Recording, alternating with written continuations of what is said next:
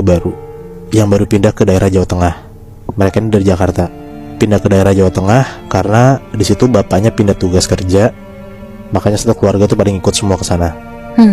Di daerah ini mereka ngontrak di satu rumah yang lumayan gede, dan rumah ini udah lumayan lama lah kosongnya. Oke. Satu keluarga itu isinya ada bapak, ada ibunya, dan 3 orang anak. Anak yang pertama namanya Jesse, umur 15 tahun, SMA-an. Yang kedua namanya Andre, SMP, umur 12 tahun. Dan yang paling kecil tuh Tata, umur 9 tahun. Oke, berarti cewek cowok cewek ya. Ya, mereka pindah ke rumah ini September tahun 2005. Dan mereka pindah di November 2005. Oke. Jadi cuma 2 bulan. Wow. Karena selama 2 bulan itu mereka diganggu sama makhluk halus dan selalu di waktu maghrib. Jadi si bapak ini selalu kerja Senin sampai Jumat dari pagi sampai malam Net. Ibunya pun juga selalu nganter jemput anak kedua dan ketiganya sekolah naik mobil. Dan anak pertamanya, si Jesse ini selalu pulang sekolah sendiri. Pertama, karena udah SMA. Dan kedua karena jarak sekolah dia dan ke rumahnya pun juga gak jauh-jauh amat. Jadi bisa jalan kaki pulangnya. Hari pertama banget Jesse sekolah di September 2005 itu, dia pulang sekolah sekitar jam 5 sore karena dia diajak main dulu, diajak nongkrong sama teman-teman sekolah barunya, baru pulang. Jesse udah sampai rumah, ternyata yang lain belum di rumah. Jesse nanya ibunya, pada kemana? Ibunya bilang ternyata dia ngajak Andre dan Tata habis jemput mereka sekolah, makan dulu dan jalan ke mall. Makanya pulangnya hampir habis maghrib. Tahu kabar pada pulang lama, Jesse sampai rumah tuh langsung bersih-bersih sebentar buat ngebantuin ibunya. Habis itu sekitar jam 5:30 dia selesai semuanya, dia nonton tuh di ruang tengah sendirian. Jadi bentuk rumahnya tuh kayak rumah tua gitu Nat, yang kayak gede tapi lempang aja ke belakang gitu, kebayang nggak? Oke. Tapi udah tembok kan, bukan? Udah tembok. Oke. Jadi kayak ruangan tengah tuh rada gede. Gitu kan? Nggak banyak sekat gitu ya? Iya, nggak banyak sekat, bener. Oke. Nah pas 5:30 Jesse lagi fokus nonton, dia tuh tiba-tiba nyium bau nyengat banget dari arah dapur rumahnya. Nah jadi dapur rumahnya itu posisinya ada di belakang, di ruangan yang berbeda sama ruang tengah yang Jesse lagi nonton. Ada sekatnya nih berarti? Ada sekatnya. Oke. Jadi kayak Jesse itu harus jalan ke belakang dan masuk ke ruangan dapur ini kalau misalnya mau ngecek ada sesuatu. Pas dia lagi jalan ke ruang dapur, bener aja dia nyium kayak ada bau busuk dari lemari-lemari bawah yang ada di dapur itu Nat. Dia mau buka tuh lemari bawah buat ngecek. Sebenarnya dia takut tuh ada bangkai tikus atau apa, tapi kalau didiemin tuh baunya makin nyengat gitu loh. Akhirnya dia bawa semprotan nyamuk sekalian buka lemarinya, biar kalau misalnya beneran ada tikus langsung nyemprot gitu Nat. Pas Jesse buka lemari bawah dapur itu, dia ngeliat ternyata di dalam lemari dapur itu ada kayak lubang gitu Nat, yang nggak tahu ujungnya di mana. Oh, lubangnya gede. Jadi kayak orang bisa masuk ke dalam lubang itu. Nah, lubang itu tuh ditutupin triplek dan dia tuh nggak bisa ngecek juga sih sedalam apa dan satu badan tuh bisa masuk atau enggak. Oke. Tapi intinya tuh udah hampir lumayan gede lah. Dan pas dia nyium, ternyata sumber baunya dari situ, dari lubang itu. Jujur dia takut banget. Jadi dia tuh langsung nyemprot tuh lubangnya pakai si semprotan nyamuk itu. Habis itu dia tutup buru-buru.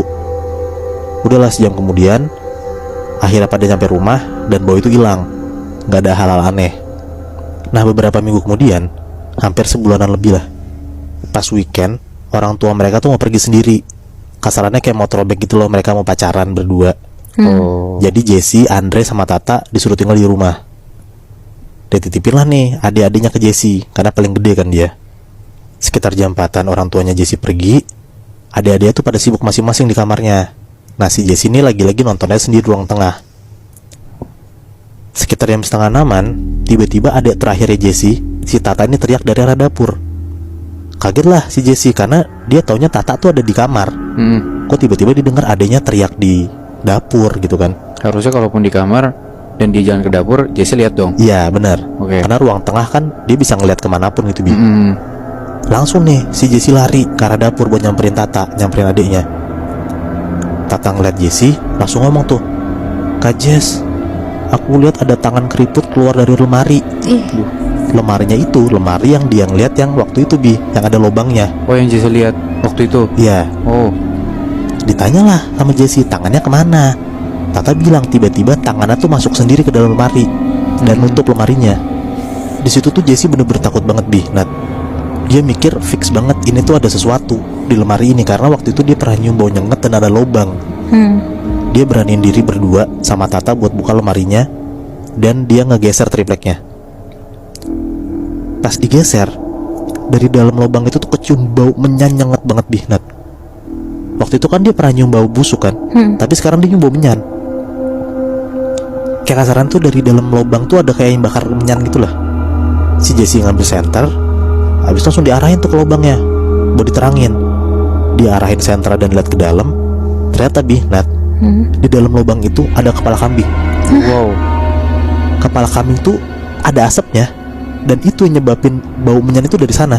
Hah? Ada asapnya? Ada asapnya. Anjir, gimana caranya? Nah di situ tuh Jesse shock banget Dia juga nggak tahu kenapa tiba-tiba kayak gitu. Dia langsung tuh buru-buru nutup lemarinya dan nelpon orang tuanya buat balik. Jesse nggak sempet cerita banyak di telepon karena dia udah deg-degan. Dia udah panik banget ada hal aneh di rumahnya. Iya. Karena kalau misalkan kepala kambing ada asapnya berarti ya baru dong. Iya. Gak lama. Iya. Tapi gue nggak tahu kenapa tiba-tiba ya Jesse ngeliat kayak gitu. Sambil nunggu orang tuanya balik, si Jesse sama Tata nih nungguin di ruang tengah sambil nonton. Sampai 10 menitan, akhirnya mereka sadar si Andre ini dari kamarnya nggak ada suara sama sekali. Oh. Dipanggil-panggil lah sama Jesse sama Tata, nggak nyaut sama sekali si Andre ini. Nah si Andre ini kamarnya di lantai 2, dia doang di lantai 2 Nat. Mereka berdua naik ke lantai 2, kamarnya Andre. Pas mereka buka pintu kamar Andre, ternyata kamarnya dikunci. Digedor-gedor, dipanggil-panggil nggak nyaut sama sekali. Di situ tuh posisi Jesse panik banget karena di rumah ini cuman mereka berdua doang cewek berarti sama Tata. Iya. Andre adik yang kedua ini nggak ada kabarnya di dalam kamar. Jadi si Jesse sama Tata nungguin orang tua itu sampai datang lah gitu, berdiri di depan kamarnya Andre. Berdiri duduk karena mereka gelisah gitu lebih Nat. Bingung juga kan? Iya. Sampai akhirnya setengah jam kemudian orang tua Jesse datang.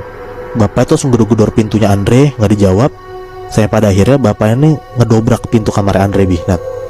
Dan akhirnya kebuka. Di situ mereka semua ngelihat Andre tuh lagi kayak terbaring kaku, dan mereka ngelihat tangannya Andre dipegang sama kakek-kakek tua yang mukanya udah hancur Nat. Oh shit. Nah jadi posisinya kakek ini nih berdiri di atas Andre persis, dan tangannya Andre tuh dipegang dua-duanya. Anjir. Dan kayaknya kakek-kakek ini adalah kakek yang Tata lihat ada tangan di lemari itu loh. Oh. Karena keriput juga tangannya.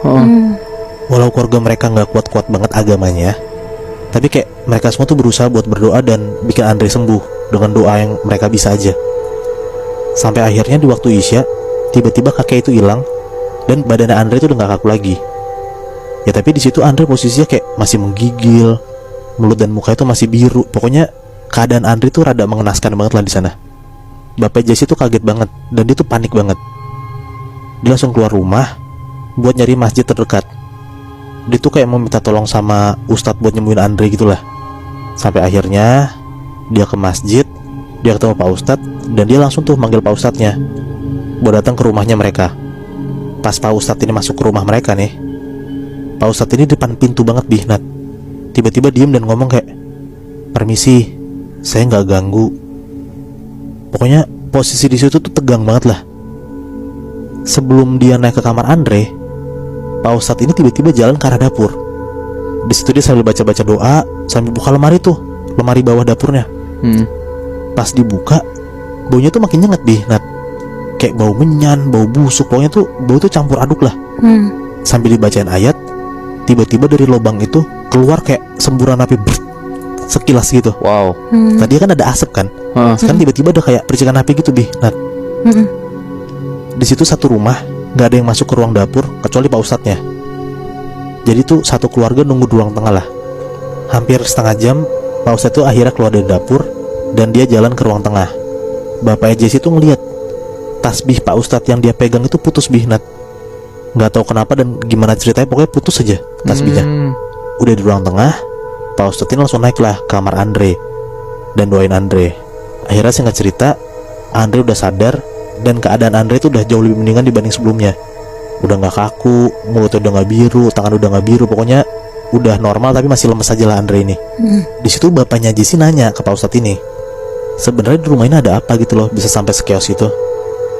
Apalagi sampai gangguin anak-anaknya kan. Ya bapak ibu ya takut lah. Nah ternyata Nat, Pak Ustadz ini juga gak yakin ini pemilik sebelumnya tahu atau enggak soal ini. Pokoknya rumah ini kan udah kosong lama yang tadi gue bilang. Katanya rumah ini waktu pas kosong dipakai buat ritual-ritual sama sekelompok orang gitu. Dan lobang itu emang jadi lobang buat ngasih dalam tanda kutip sesajen atau seserahan buat setannya, buat penunggunya. Makanya Jesse ngeliat sampai ada kepala kambing, ada bau menyan segala macem. Ya karena lobang itu yang jadi tempat mereka naruh sesajennya Nat. Pantes. Dan penunggu terkuat di rumah itu adalah kakek yang mereka ngeliat semua.